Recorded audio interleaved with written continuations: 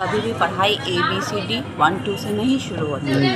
आप डे 1 जब स्कूल में जाते हैं तो आपको ABCD कोई काम नहीं आना है, तो शायद अगले 1.5-2 साल काम नहीं आना है। बट ये एक सिंपल पढ़ाई कि भाई ये स्टेज है, ये माइक है, इसमें हम बोलते हैं, that makes a child smarter. जब हम और आप बच्चे से बात करते हैं तो हम आसपास की चीज़ों के बारे में बात करते हैं, लेकिन जब हम पढ़ाने बैठते हैं तो ABCD 1 2 पढ़ाते हैं। कितना का फ़र्क है देखिए। फिर हम उसी बच्चे से एक्सपेक्ट करते हैं कि अंकल आए और आंटी आए तो ये बच्चा बोला नहीं, क्योंकि हमने तो उसको आसपास की चीज़ों के बारे में नॉलेज ही नहीं दिया। एज सिंपल कि ये फ़ैन है, ये लाइट बल्ब है, ऐसे खाना खाना है, ऐसे बैग रखना, ये शिक्षा पहले ज़रूरी है, देन ABCD 1 2 आएगा।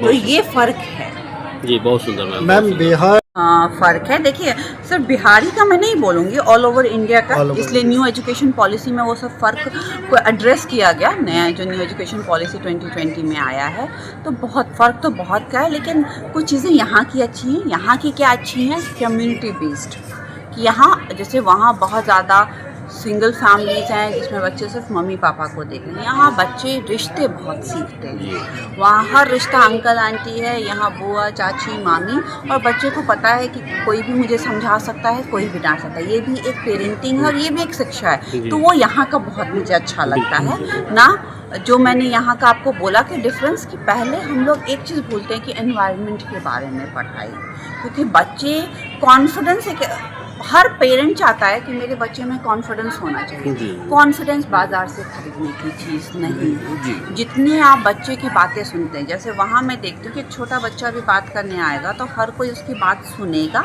और उसके अकॉर्डिंग ढंग से रिप्लाई करेगा।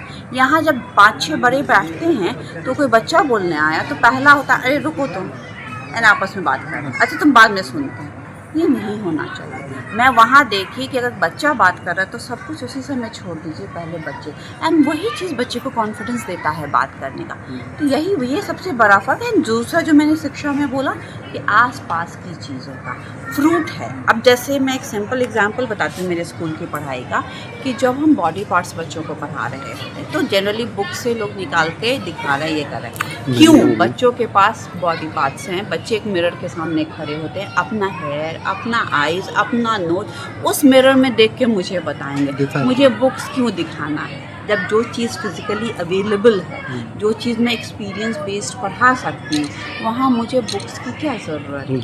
मीटिंग में जब बच्चे फ्रूट्स एंड वेजिटेबल पढ़ते हैं हमारे यहाँ, तो मैं एक पूरे बास्केट में सारा फ्रूट्स ले आती हूँ। बच्चे उससे एक हफ्ते तक खेलते हैं, ये ऑरेंज है, ये इस कलर का है, वो उस कलर का है। फ्राइडे को फ्रूट सेलर आते हैं, बच्चे उनसे ख़रीदते हैं। फिर हम उल्टा जाते हैं कि हम समझाते हैं कि कैसे फार्मर ने इसको ग्रो किया, कैसे वेंडर इसको मार्केट में लाए, कोई पेरेंट जाके ख़रीद के लाए, किसी ने काट के दिया, तुम्हें नहीं पसंद आया, तुमने डस्टबिन में फेंक दिया, पीछे मुड़ के देखो कि कितना प्रोसेस वेस्ट किया।